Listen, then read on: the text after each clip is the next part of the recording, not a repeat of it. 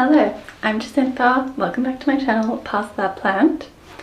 I have the day off, so let's potter around the houseplants.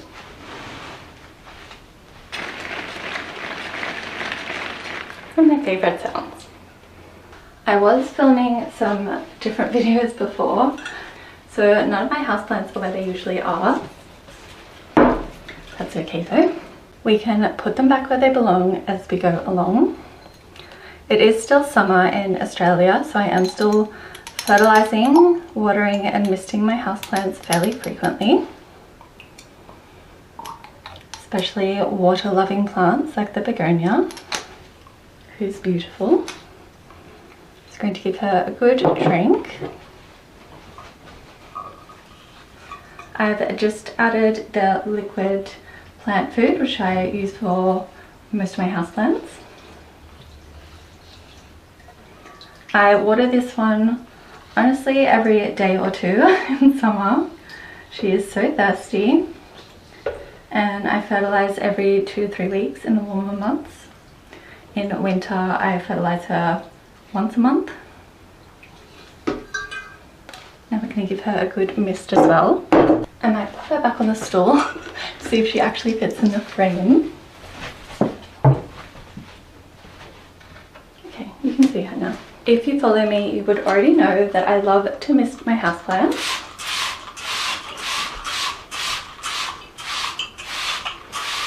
I mist them often in summer. It does get very hot here, 45 degrees Celsius.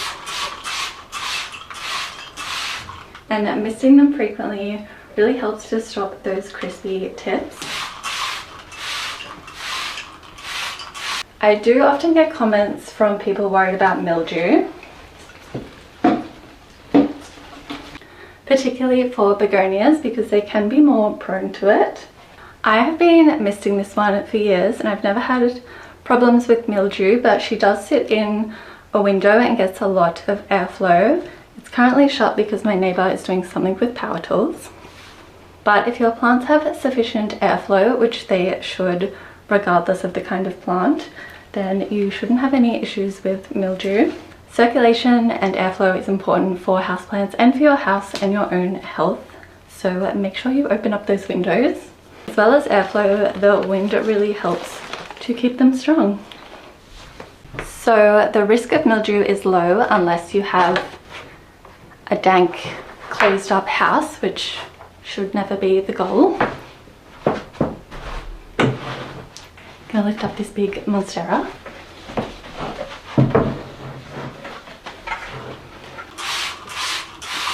As well as the question about mildew, which is fair enough.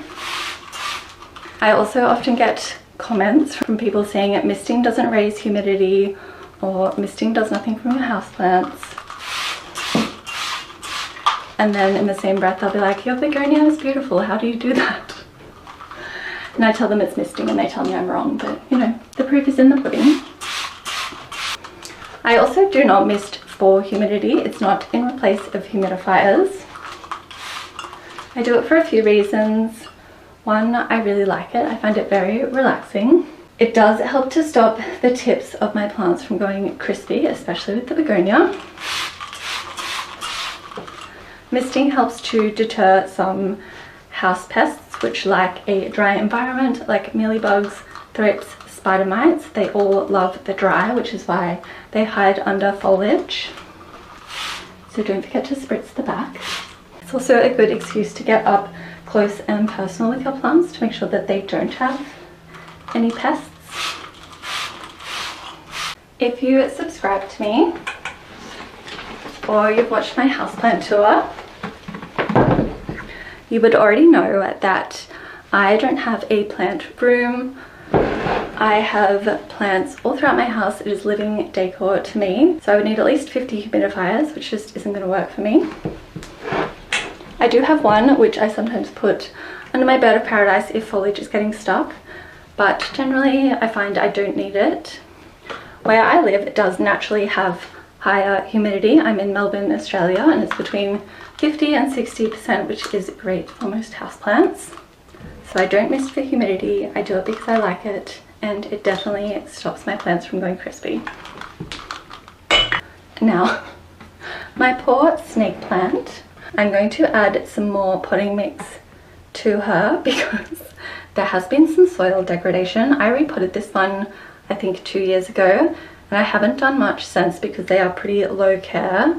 You can see she is splaying out, which can be a sign that they are not getting enough sunlight, but in this case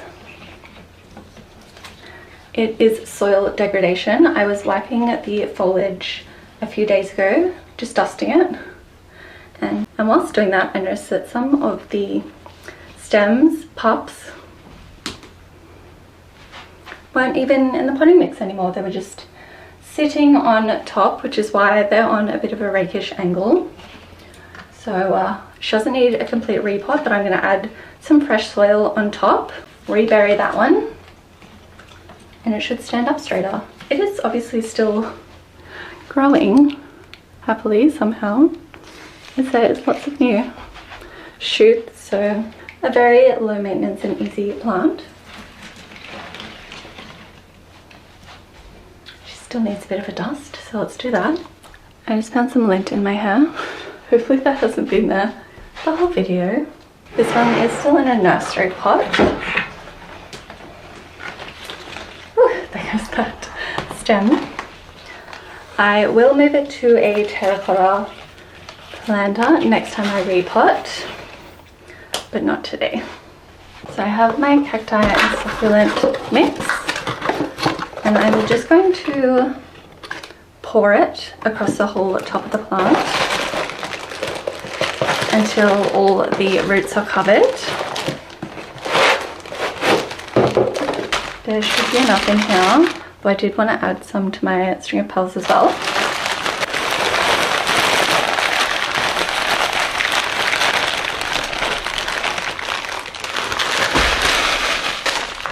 There's quite a lot up here now, so I'll give this a good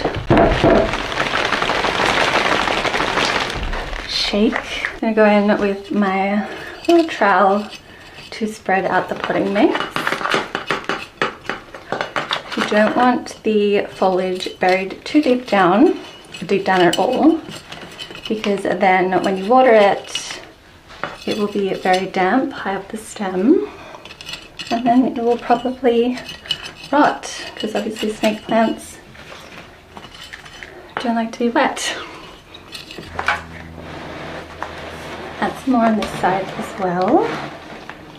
None are coming up here, but it's probably time as well, not as much.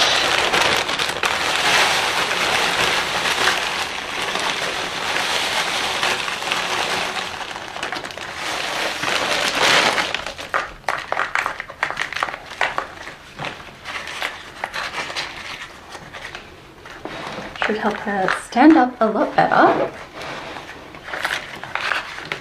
Soil degradation is completely normal. It happens over time. Each time you water your houseplant, especially from the top, you are flushing through the soil, and small amounts is going to flow out the bottom of your planter because it should have drainage holes. So each time you water, you're washing away a little bit of potting mix.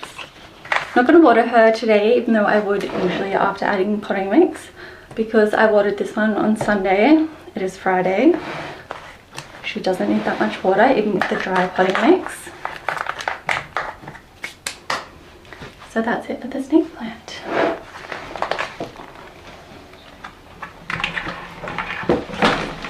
I think it's already standing up better.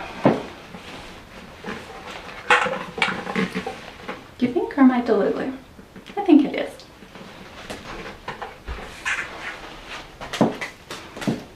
The same sort of things happening to my string of pearls, where she's lovely and full at the front, but at the back you can see some of the soil is eroding and around the sides. So I'm just going to gently with this one add in some potting mix to these little bald spots. Just going to go around. And I have to become ambidextrous here.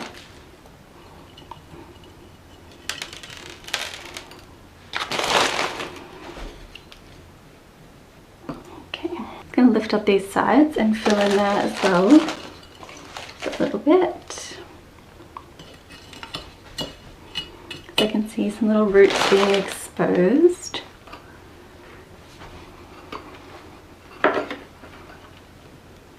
Here on that side.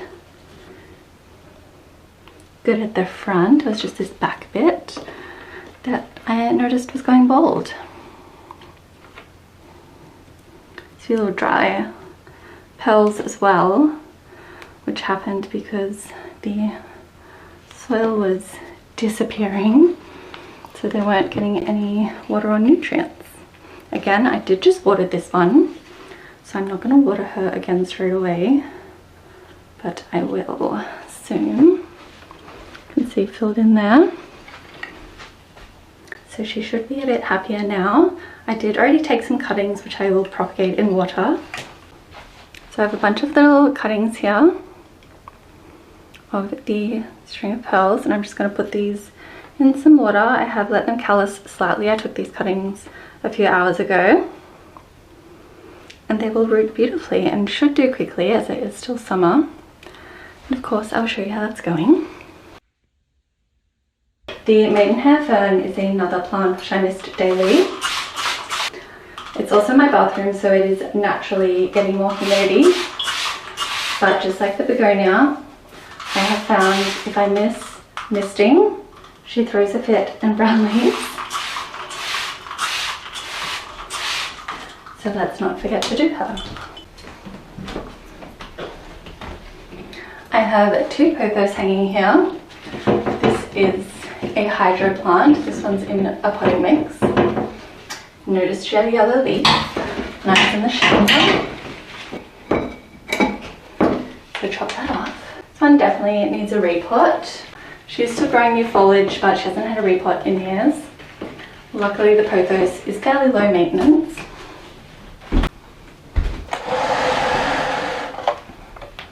My Philodendron Pink Princess is very dry and needs some water. I know it's time to water her because the foliage is a little bit floppy, and also the potting mix is dry. That's a dead giveaway. It's really easy to see if your plants need watering. You can just use your finger and stick it down into the potting mix, and if it comes out clean, it means that it needs watering. If it comes out with soil on it, that means there is still moisture there, which is what is sticking to your finger. So give her a good soak.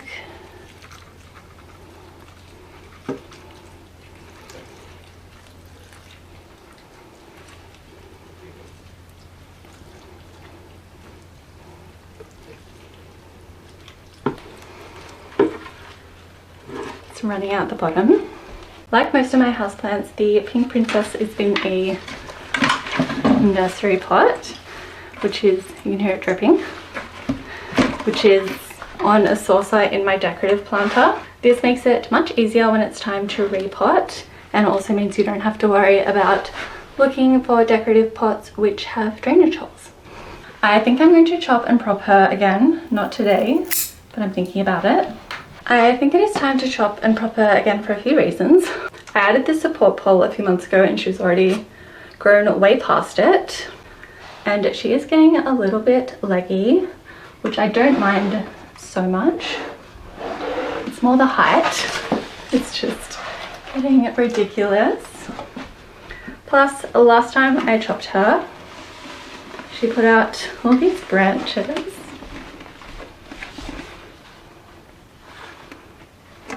When you cut or top your houseplants, it signals the plant to push out new growth points further down the plant and will make it much bushier. And you can of course propagate the top, so you will get a free plant or a few depending how many cuttings you take, and the mother plant will bush out a lot more. I just found some lint in my hair. Hopefully that hasn't been there the whole video, but if it has, it has. Let's see if I can show. I'll put her on the floor so you can see how tall she is. She's honestly my height, so 5'2", and this is where the support pole goes to. So I think I will probably cut her here and then take maybe 3 cuttings before autumn. So I've got a few weeks left to do that. She is sitting on this chair right up against a window and gets the afternoon sunlight. I saw some more yellow leaves downstairs on some of my plants, so let's go prune those off. So my Philodendron Brasil has a yellow leaf. This was also a chop and prop, which I'm actually quite happy with. I had cut the mother plant because she was getting really leggy, and these were 2 cuttings which I planted last winter, which you're not supposed to do, but it is what it is, and it's growing pretty well now. So just chop off this yellow leaf down here.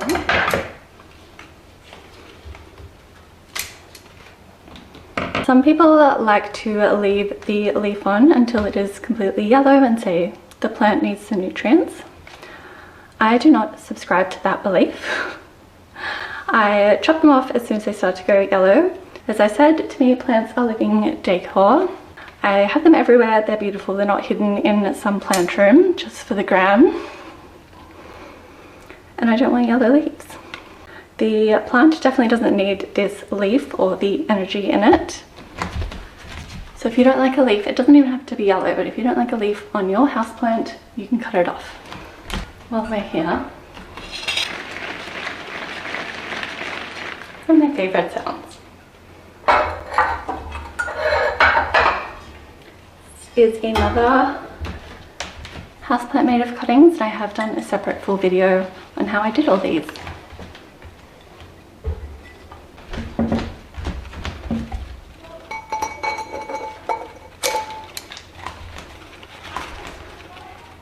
A little prayer plant. This was the Calathea I rescued. She's coming along pretty well. I repotted this Philodendron Brasil last year, and I did film it and make a video, and it also needs a repot. I couldn't believe it already. Usually it's every 2 years, but apparently all my plants are on steroids. So let me know if you'd be interested in watching another full repotting tutorial. I do leave it on the wall, so let me know if you want to see that or if you're just happy watching the old one.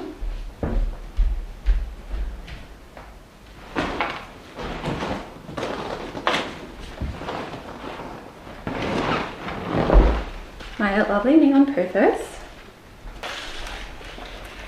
This one has had a full chop and prop, and I planted the cuttings back with the mother plant and then realized I hadn't watered it since I'd done that.